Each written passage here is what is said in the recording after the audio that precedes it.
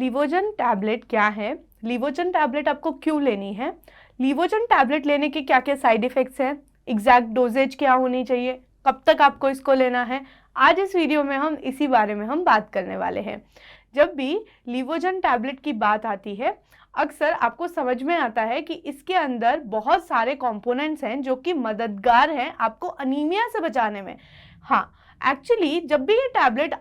किसी भी डॉक्टर के दिमाग में आती है तो वो इसलिए आती है कि अगर पेशेंट ऐसा बोलता है कि उसे खून की कमी है, जब आप हीमोग्लोबिन आप अपना चेक कराते हैं या आपका अपना आयरन चेक कराते हैं तब देखा जाता है कि अगर आयरन या खून में किसी भी तरह से आपका खून नहीं बन पा रहा है, आपके आरबीसीज नहीं बन पा रहे हैं, ऐसे समय पर आपको ये टैबलेट यूजुअली प्रिस्क्राइब की जाती है। देखिए, अगर कोई भी टैबलेट आपको जाननी है तो उसके कंपोनेंट समझना हमारे लिए बहुत इंपॉर्टेंट हो जाता है। जब इस टैबलेट की बात करें तो इसके अंदर दो मेजर कंपोनेंट है। पहला कंपोनेंट है फेरस फ्यूमरेट, सेकंड कंपोनेंट इसके अंदर है फॉलिक एसिड। फॉलिक एसिड से समझे तो क्या, विटामिन B9। देखिए, आप शुरू से अगर समझें तो आपका लाल कोशिका अगर कोई है, मतलब रेड ब्लड सेल अगर कोई है, तो उसके अंदर क्या होता है, हीमोग्लोबिन होता है। सबसे इम्पॉर्टेंट काम अगर हीमोग्लोबिन या फिर आप आरबीसीज का माने तो ये है कि आपके शरीर में, पूरे शरीर में अगर ऑक्सीजन को पहुंचाना है, आप सांस लेते हैं, आप अच्छा ऑक्सीजन लेते हैं, ऑक्सीजन को आपके पूरे शरीर में अगर पहुंचाना है तो वो आपका हीमोग्लोबिन पहुंचाएगा। आपका जो आरबीसीज है, जो रेड लाल कोशिका है, उनको बनाने के लिए ना फॉलिक एसिड मतलब फॉलेट बहुत इंपॉर्टेंट होता है। आपका शरीर जो है वो अगर फॉलेट उसमें कम है तो वो एक अच्छा आरबीसी, एक अच्छी लाल कोशिका नहीं बना पाएगा। अगर एक डिफेक्टेड लाल कोशिका बनती है तो उसकी वजह से सबसे इंपॉर्टेंट, सबसे गलत चीज ये हो जाती है कि वो शरीर में उतनी अच्छे से आपका ऑक्सीजन नहीं ले पाती है। ऐसे ही अगर आपके शरीर में आयरन की कमी हो जाती है, ऐसे समय पर भी आपकी जो लाल कोशिकाएं हैं वो आयरन से कमी होने की वजह से आपके शरीर में पूरे अच्छे से न्यूट्रिएंट्स, ऑक्सीजन नहीं पहुंचा पाती है।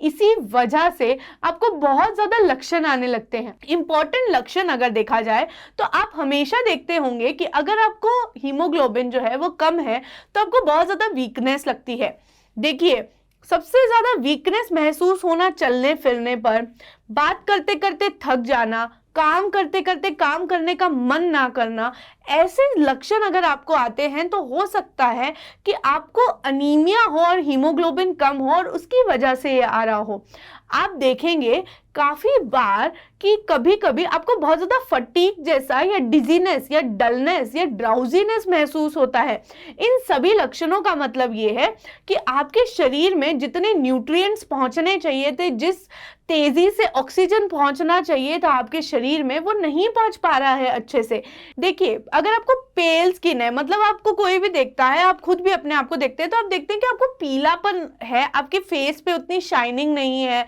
आप एकदम वाइटिश आपकी स्किन हो गई है, एकदम पेल स्किन हो गई है, आप बहुत थका हुआ महसूस करते हैं, आपको चेस्ट पेन होता है, थोड़ा सा भी काम करने लगते हैं तो हांफने लगते हैं। क्यों? क्योंकि ऑक्सीजन की सप्लाई शरीर में अच्छे से नहीं हो पा रही है।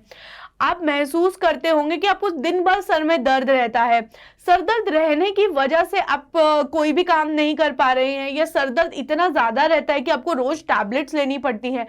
आपको चक्कर आते हैं, बहुत ज्यादा वर्टाइगो सेंसेशंस आपको महसूस होती हैं। ऐसे समय पर आपका जो आयरन है वो कम है, क्योंकि आयरन जब कम होता है और आयरन डेफिशिएंसी, अनीमिया जब भी आपके शरीर में होता है तो ऐसे सब लक्षण आपको अक्सर देखने को मिलते हैं। कुछ लोगों में अक्सर देखा जाता है, स्पेशली फीमेल्स में या छोटे बच्चों में भी अक्सर देखा जाता है कि उनको अनयूजुअल क्रेविंग्स होती हैं। कुछ लोगों में आप देखते होंगे कि बहुत ज्यादा बत्ती खाने का या चॉक खाने का या कुछ अजीब सी चीजें जो कि पेंट लाइक जो चीजें होती हैं या फिर दीवारों से निकाल निकाल कर वो खाते हैं। तो ऐसी एबनॉर्मल अनयूजुअल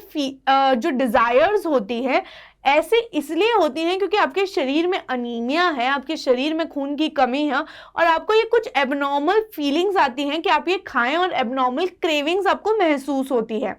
ऐसे समय पर भी आपको ये टैबलेट्स दे दी जाती है। देखिए, आपको अगर भूख नहीं लग रही है या फिर आपका खाना खाने का मन नहीं करता है, आप डाइट में अच्छा आयरन नहीं ले रहे हैं, आप अपनी डाइट अच्छी नहीं ले रहे हैं, ऐसे कोई भी चीज़ अगर आपको हो रही है तो आपको ये टैबलेट प्रिस्क्राइब की जाती है। देखिए, आपको समझने की ज़रूरत है कि विटामिन बी जो कि इसके अंदर है, फॉलिक एसिड, वो इंपॉर्टेंट रोल करता है आरबीसी को बनाने में, ठीक है, लेकिन विटामिन बी का बहुत और भी एसेंशियल वर्क होता है, जैसे कि इम्यूनिटी अच्छा रखना, आपके शरीर में आपको ब्लीडिंग से बचाना, आपके शरीर में कहीं कट हो गया है तो हीलिंग करा देना, बहुत सारे और काम भी जो है विटामिन बी करता है। आप देखेंगे कि कभी कभी आपको प्रेगनेंसी में या फिर आपके शरीर में खून की कमी अगर ब्लड लॉस की वजह से हो गई है, ऐसे समय पर भी आपको ये टैबलेट प्रिस्क्राइब कर दी जाती है, और ऐसे समय पर ये टैबलेट्स आपको लेने के लिए बोला जाता है, एक टैबलेट दिन में एक बार। देखिए, इस टैबलेट के कॉन्स्टिट्यूएंट्स मैं आपको ऑलरेडी बता चुकी हूँ। ऐसी टैबलेट को आपको दिन में एक ही बार लेना है,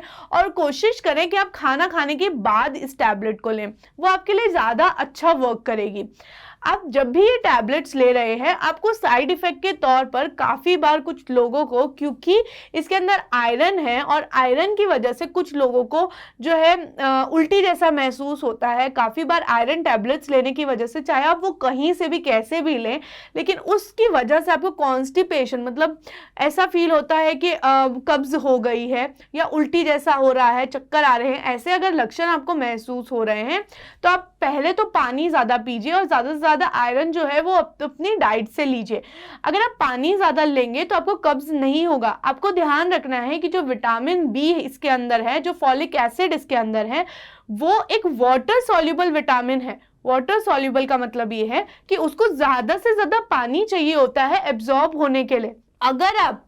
फॉलिक एसिड की टैबलेट्स या फिर अगर आप विटामिन बी की कोई भी टैबलेट्स अगर आप ले रहे हैं, या आप ये भी टैबलेट ले रहे हैं और उस समय पर आप पानी नहीं पी रहे हैं, उसकी वजह से आपको कब्ज की दिक्कत महसूस होती है, आप ज़्यादा से ज़्यादा रफ वेज खाएं, ज़्यादा से ज़्यादा आप फाइबर्स खाएं, ठीक है, ग्रीन वेजिटेबल्स खाएं, सलाद खाएं। आप अगर ऐसा करेंगे तो भी आपको बहुत बेटर होगा और आपको लक्षण कम से कम आएंगे, साइड इफेक्ट्स आपको कम से कम महसूस होंगे। ये टैबलेट आपको 1 मंथ तक कंटिन्यू करने के लिए भी बोल दिया जाता है, क्योंकि खून बनने में समय लगता है, तो 1 से 1.5 महीना तो एटलीस्ट आपको बोल दिया जाता है ये टैबलेट्स लेने को। अगर आप ये टैबलेट्स ले रहे हैं और लंबे समय तक ले रहे हैं तो आप अपने डॉक्टर की एडवाइस के बिना इसे ना लें, और आप अपना हीमोग्लोबिन चेक कराते रहें। कोशिश करें कोई भी टैबलेट अगर आप ले रहे हैं तो उसकी पूर्ति आप अपने नेचुरल सोर्सेज से भी करें, ताकि एक बार के लिए बहुत जल्दी जो आपको लक्षण आ रहे हैं उसको भगाने का काम टैबलेट करें, लेकिन आपको अपनी डाइट अच्छी करनी है ताकि आप जिंदगी भर टैबलेट्स पे डिपेंडेंट ना रहें। अगर आपको हेल्थ रिलेटेड चीज़ें जानने में इंटरेस्ट है और अगर आपको हेल्थ रिलेटेड स्टफ कुछ और जानना है तो आप चैनल को सब्सक्राइब कर सकते हैं और हमारे नए वीडियोस देख सकते हैं। धन्यवाद।